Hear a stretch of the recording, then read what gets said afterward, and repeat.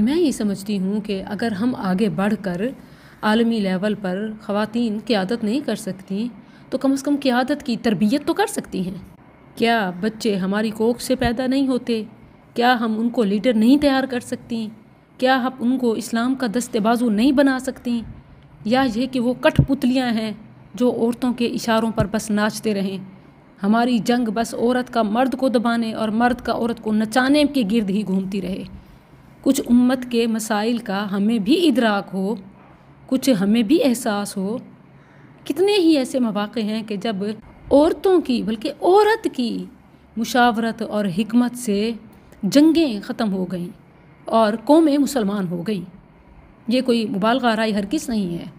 آپ ذرا تحقیق کر لیں، خود ہی پڑھ لیں، یہ ایک روشن حقیقت ہے۔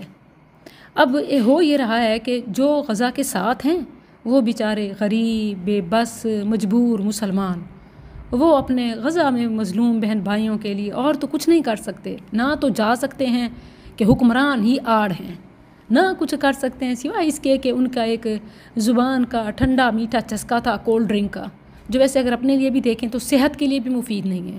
یعنی اگر آپ کو لگتا ہے کہ بائیکاٹ کا غزہ والوں کو فائدہ نہیں ہے، کیا آپ کی صحت کو فائدہ ہے؟ یہ تو مانتے ہیں نا، تو اپنے لیے ہی چھوڑ دیں۔ یعنی اگر غزہ کو اپنا نہیں سمجھتے نا تو اپنی جان کو تو اپنا سمجھتے ہیں، اپنے لیے ہی چھوڑ دیں۔ لیکن وہ غزہ والوں کے لیے وہ اپنا چسکا چھوڑ چکے ہیں۔ ایون جو بھی بائیکاٹ کر رہے ہیں نا، یہ وہ ہیں جو اور کچھ نہیں کر سکتے، نہ ہی وہ KFC میک ڈونلڈ افورڈ کرنے والے ہیں، نہ ہی یہ کوئی غیر ملکی برانڈز کو اپنے گھر لانے والے ہیں۔ لیکن جو ایک ان کا چسکا ہے وہ اس کو بھی چھوڑ رہے ہیں اور سنگین نتائج آ رہے ہیں۔ میں ایک مارکیٹ میں گئی تو وہاں باقاعدہ چیک لسٹ تھی۔ ایک عام مسلمان کمزور انسان بھی چیک کر رہا تھا کہ اس شاپ میں کہیں اسرائیلی مصنوعات تو نہیں آ رہی، وہ کمپنیز تو نہیں آ رہی جو اسرائیل کے ساتھ جن کی حکومتیں ملی ہوئی ہیں۔ یہ ایمانی خیرت ہے۔ دوسری طرف افسوس ہے، صد افسوس ہے، بلکہ اس سے بھی بڑھ کر مقام سوگ ہے۔ افسوس نہیں، مقام سوگ ہے۔ نیوز رپورٹس کے مطابق پچھلے ماہ سے ہی عرب امریکہ کے ساتھ، یعنی صرف پچھلے مہینے سے، اس سے زیادہ پیچھے نہیں، عرب امریکہ کے ساتھ خربز ڈالرز کی سرمایہ کاری کا منصوبہ بنا رہا ہے۔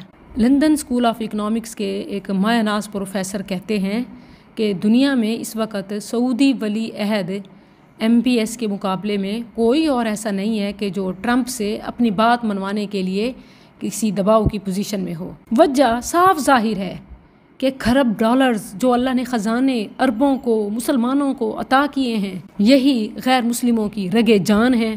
ان کی زندگی ان کی شہرگ گردن میں نہیں، ان کی شہرگ باطن اور ما تحت الباطن ہے، یعنی پیٹ اور پیٹ کے نیچے والی جگہ۔